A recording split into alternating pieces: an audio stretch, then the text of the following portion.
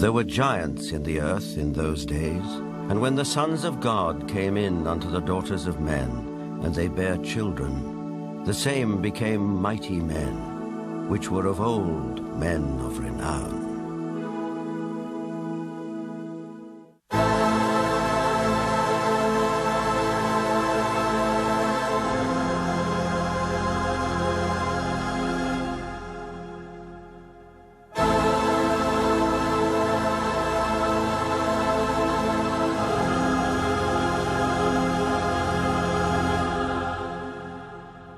The Maya and Incas of South America believed a race of giants existed on Earth before the Great Flood. So did many other ancient civilizations.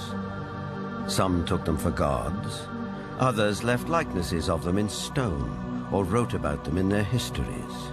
The Greeks and Romans told of blood falling from heaven and landing in the lap of the earth goddess Gaia, who gave birth to the Titans, a race of fearsome giants.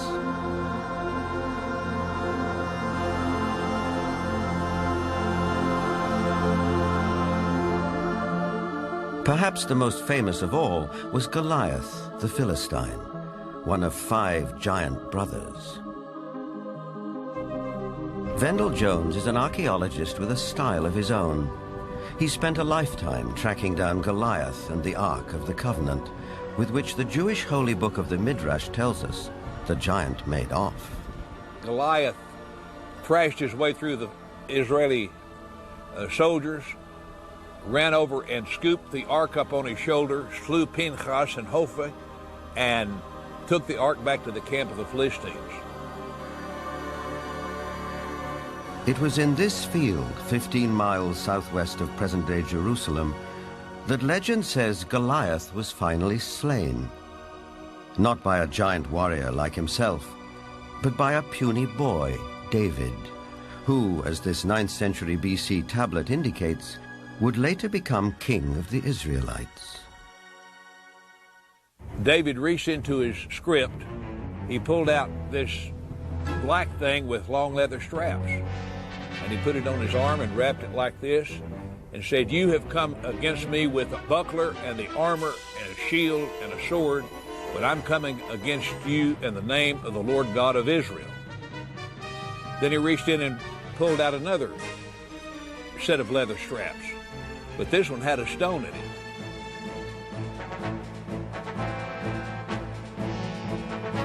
And like this, the shepherd boy cracked Goliath, stunned him. He didn't kill him.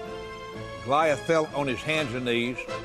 David ran over and took the sword of Goliath, this enormous sword that had killed Hophni and Pinchas. And with Goliath's sword, he decapitated him. Just 2 miles from where the famous fight took place stands an 80-foot overgrown mound. This is believed to be Goliath's final resting place, though no one knows for sure because it's never been excavated.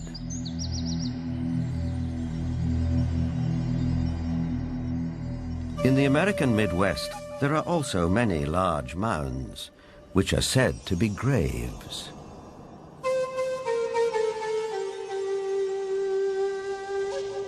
An author who has sold over 15 million books and written extensively on giants is Brad Steiger.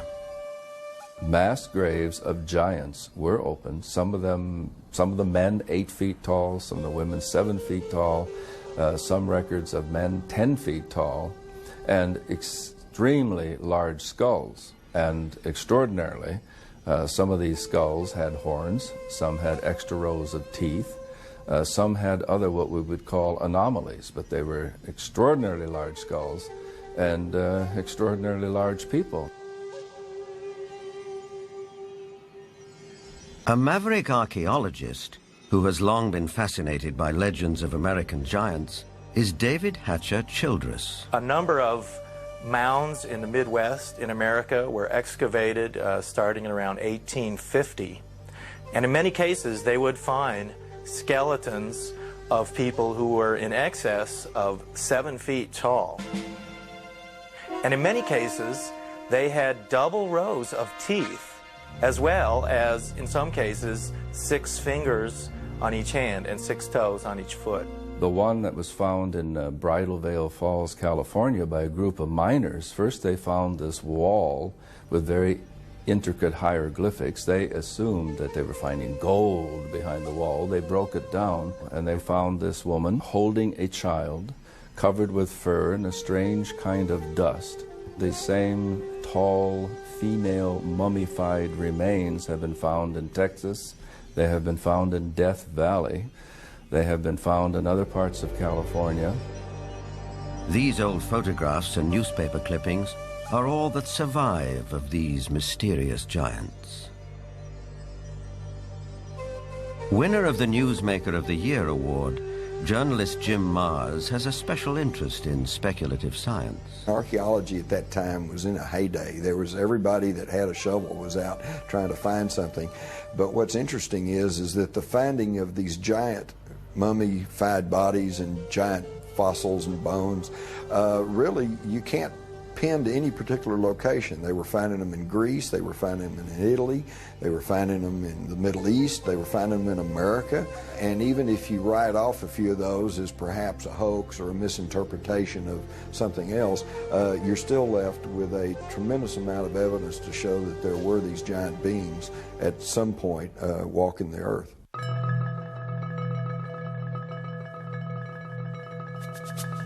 In 1912, ranchers started coming to this isolated cave near Lovelock, Nevada, to dig out bat guano for fertilizer. Inside, a surprise was waiting for them. They began excavating the 10 to 15 feet of guano that was here in this cave. They started discovering some unusual artifacts. They found duck decoys and baskets, other things for hunting and fishing in the nearby lake that's now drying up. But then they made some very unusual discoveries, and those were of red-haired giants that were mummified. These giants were 6.5 to 7 feet tall. In many cases, they were mummified, wrapped up like Egyptian mummies, and they had long red hair going down to their shoulders. The ranchers couldn't explain it. It was the strangest thing they'd ever seen. But the Paiute Indians who lived around here knew all about it. In fact, back in 1883, Sarah Winnemucca, a Paiute Indian princess, had written a book called Life Among the Paiutes. In that book, she talked all about the giant, red-haired people who used to live around this lake and live in this cave. She claimed they were cannibals. That tribe would eat the dead. They would make war on my people. My people went to work and gathered wood to fill up the mouth of the cave. At last my people set it on fire and called out to them, "Give up or you will die." But no answer came. Now, one of the great mysteries of the West is what happened to these giants? There was nearly 60 skeletons brought out of this cave, but today they're nowhere to be found. Is it that there is some kind of archaeological cover-up that has occurred here? Something that concerns giants? Perhaps the entire story may be a rural legend, or like tons of buffalo bones, the remains may have been burned and used with the bat guano as fertilizer. Whatever the explanation, proof that there were giants here has disappeared. Yet at the same time, tantalizing clues to their existence can be found all over the world.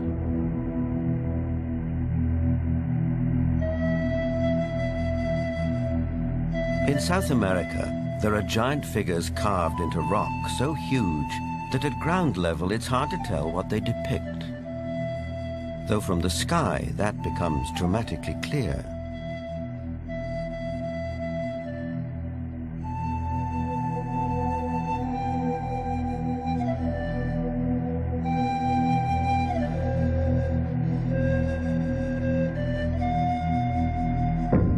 This one in Chile, known as Cerro Unitas, at over 300 feet high, is believed to be the largest representation of a human-like figure in the world. Who carved it and why remains a mystery.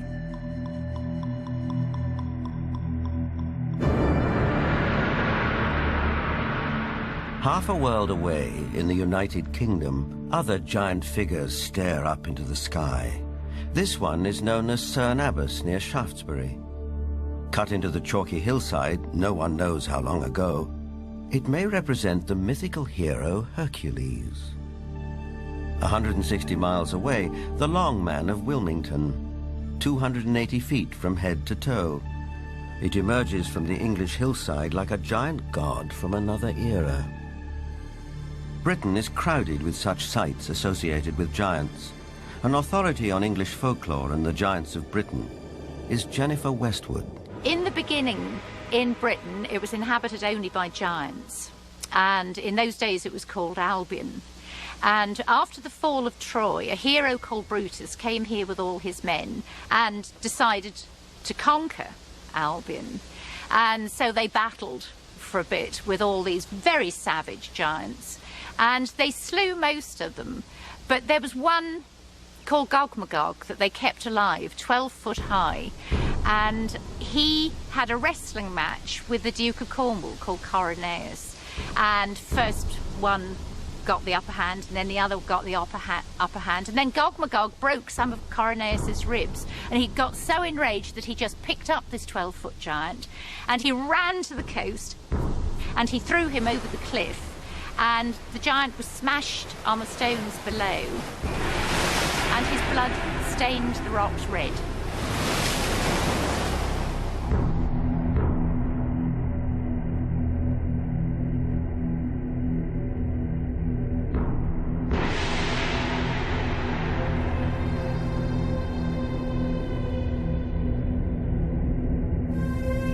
Giants also figure in the mythology of Stonehenge, arguably the most famous megalithic structure in the world. These massive standing stones, the largest 30 feet tall and weighing 50 tons, were erected here thousands of years ago. The early Britons called the stone circle the Giant's Dance and believed giants had built it. Who really built Stonehenge and how they did it are enduring mysteries. Perhaps in the end, we have to turn to legends for an answer. This was somebody in the past with a technology that we don't have, or a magical skill we don't have, creating these things.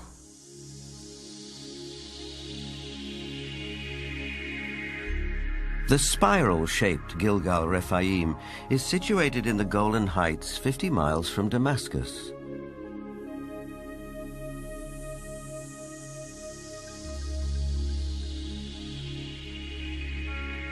Constructed from an estimated 40,000 tons of loose rocks, it is remarkably reminiscent of Stonehenge. Both have been dated at around 5,000 years old and have similar megalithic stones. And like Stonehenge, Gilgal is also said to be associated with giants. Only in this case, there's biblical text which seems to support the claim.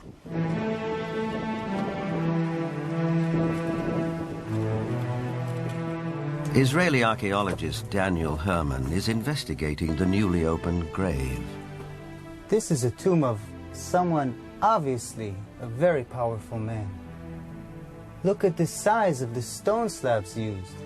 This must have taken an enormous amount of time and effort to construct.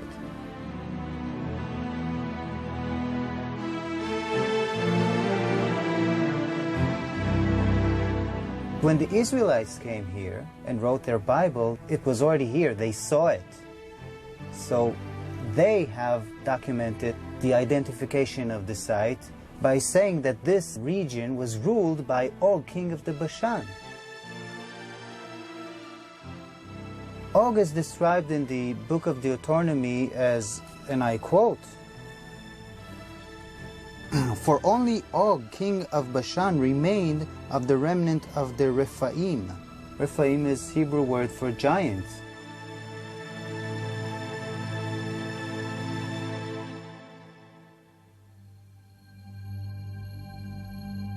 The surface of our planet is strewn with gigantic constructions dating back thousands of years.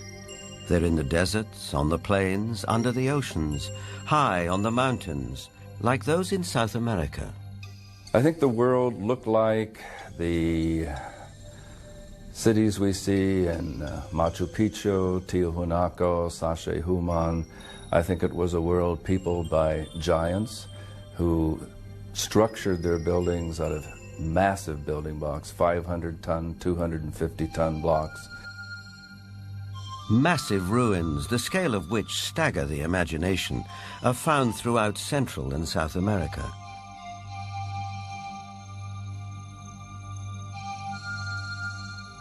Even a skeptic might be tempted to ask, who could have built these architectural wonders, if not a race of giants?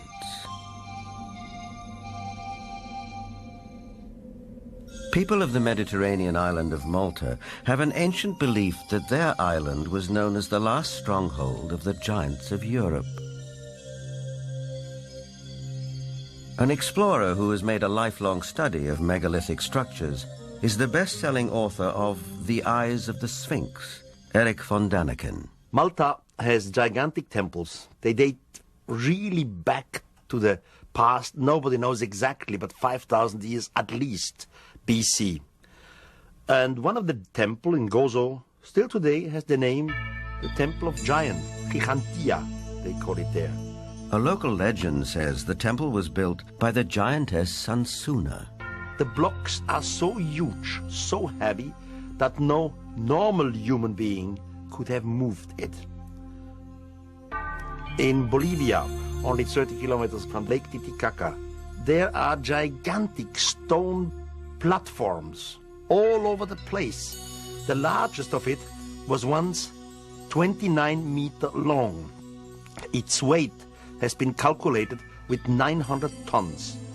Now, this is on a place where we are 4,100 meters high in the Andes, which means there are no trees, no wood, nothing. It is not possible to transport a 900-ton platform without any wooden rollers. Even with wooden rollers, it would be extremely complicated. So these facts are here. You can see them, touch them, photograph them, but there is no explanation for it. For sure, the pre-Inca Indians, the Aymara, were not able to move it. So what is it? What's the result? We don't know. On many places on Earth, we find structures which could be related or to ETs, to a technology which we do not understand, or to giants. ETs, giants, a secret technology? Believers take it in their stride. Here's the best-selling author of Architects of the Underworld, Bruce Rux. The architects are that race or those races who built all the megaliths in the old world, the pyramids, Stonehenge. They are the people who walked before us, the ones who inhabited this world before we did. We have called them gods. We have sometimes called them giants. They left their handiwork behind, and we have not been able to duplicate it. We've only reached the point now where we can really appreciate it. In Lebanon, 44 miles from Beirut, are the imposing ruins of Baalbek. There is mention of this place in the Old Testament's Book of Kings.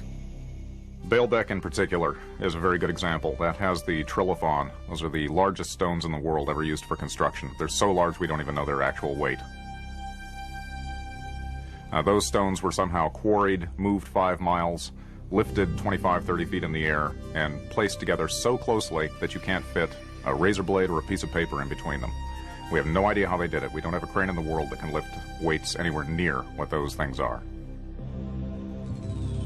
No one knows for sure, but according to Arab tradition, the earliest temples were built here after the Great Flood by a tribe of giants for the biblical king Nimrod.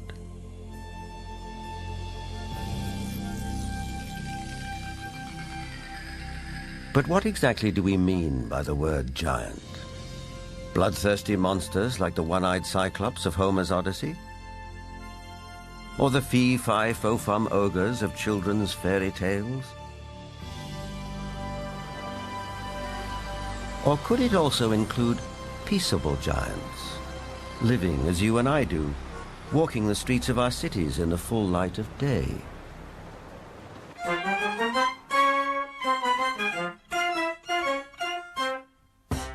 There are really two kinds of people who could be considered giants. There are giants who are genetically programmed to be tall, people who are normal, but their genes mean that their genes lead them to be very, very tall. And then there are people who suffer from some kind of a disorder, the most common of which, or at least the most well-known of which, is acromegaly, which is a disease in which there is too much growth hormone produced. And acromegaly has a lot of effects on the body. It not only leads to excessively tall people, but it also leads to potential problems with the skeleton and potential problems with some of the organs inside.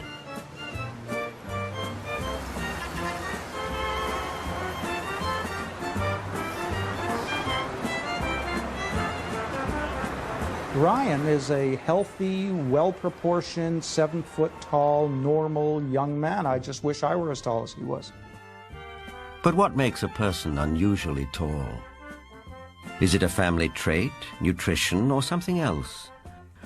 Are tall people just ordinary people of exceptional height? Certainly some tall people are giants in their profession, and if that happens to be basketball, they may be millionaires too. Genuine giants didn't always do so well. Here's Jack the Giant Killer presenting his latest capture to the king. Towards the end of the 19th century, this 9-footer was given to the Russian Tsar as a gift. For some of the vertically unchallenged, it was possible to make a modest living by displaying themselves in public. From there, it wasn't very far to the Carnival Freak Show, which wasn't complete without one or more giants. Even after death, they could still draw a crowd. Anna Swan and her husband Martin, both 7.5 feet tall, went on tour as the world's tallest married couple. It probably took 2 storks to deliver their 24-pound newborn. Which brings us back to the question, where do they come from? Is it possible that in the dim and distant past, they can trace their ancestry to a race of giants? The Weizmann Institute's award-winning scientist, Dr. Marvin Antelman, believes he has the answer. If we all have genetic material from the first man, then it is not surprising to find here and there that you would have a giant existing among us today, because there would be a recessive gene that would produce such a person. The Watusi tribe, for instance, are very large. The median height for most of their males is close to about 7 feet. They're extremely tall. There are biblical references to even taller people who lived in ancient times. Rabbi Itzhak Marmostin of the Center of Jewish Studies in Vancouver, Canada. It seems quite clear because of the references in Genesis and later on the book of Numbers and also in Deuteronomy, which are all fairly consistent with each other, that there were gigantic beings that seem to stem from pre-flood era.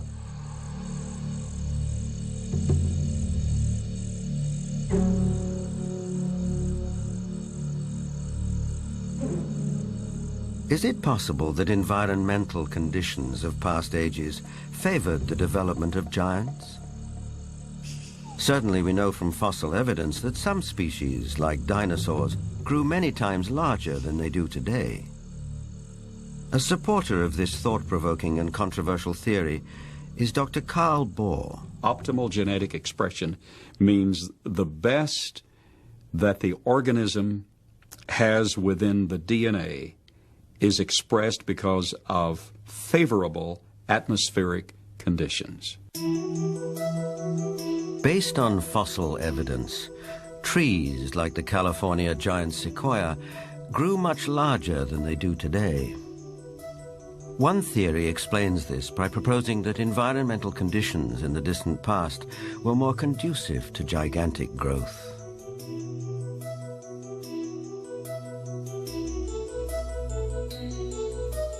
Under these described conditions, plants and animals would live longer, be much larger, and that's precisely what we find in the geologic column in the fossil record. Plants were much larger. All living systems were larger. We have animals that today have an 8 or 9 foot stature with a 16 to 20 foot stature. We have insects such as the dragonfly. Today, the dragonfly has perhaps a 4-inch wingspan. In the fossil record, his counterpart, Meganeuropsis, had up to a 5-foot wingspan. Everything was larger in the past. I'm of the opinion that under better atmospheric conditions, people were living not only longer, but they were taller, much taller. Giants and dinosaurs could not exist today as they did in the past because the atmospheric conditions simply will not permit it. We had a greater ozone layer at the time prior to the flood. At the time of the flood, it was diminished to about 1/7 of what it was at that time, and therefore, life on this earth as we know it no longer has the same life expectancy as it did at the time of the flood. A thinning of the ozone layer means less protection from the ionizing radiation from space, and less protection for plants and animals. Being interested in Earth's original conditions, after 35 years of research on those parameters, I've attempted to reconstruct that context. And in so doing, I've had our engineers build a biosphere that doubles the atmospheric pressure, that increases the electromagnetic energy, that increases the ratio of oxygen, but not to the level of toxicity, that eliminates ultraviolet radiation, etc. And the experiments that we've run have been very gratifying.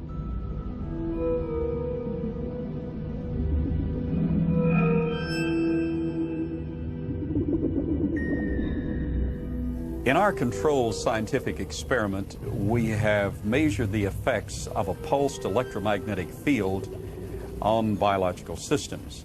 We have these Pacu piranha fish that normally at 3.5 years of age are about this size under optimal conditions. Yet we have them now in excess of 20 inches, weighing just under 5 pounds each. Under these controlled conditions, we have succeeded in producing giantism at an accelerated rate.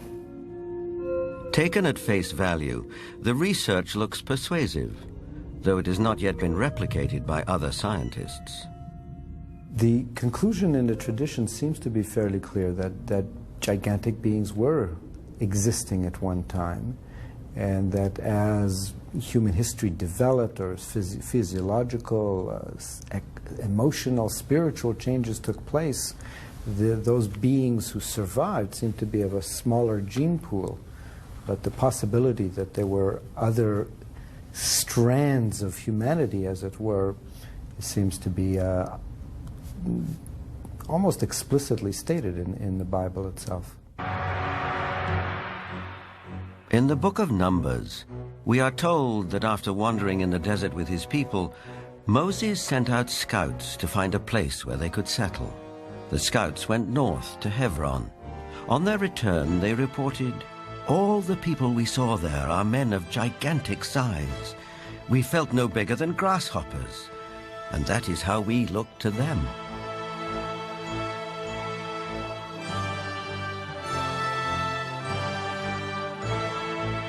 The tribes continued northeast to Mount Seir, known today as Petra in Jordan.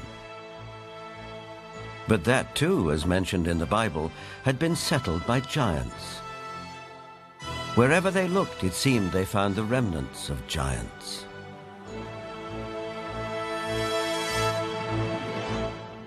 If we look at Scripture, there were giants in the earth.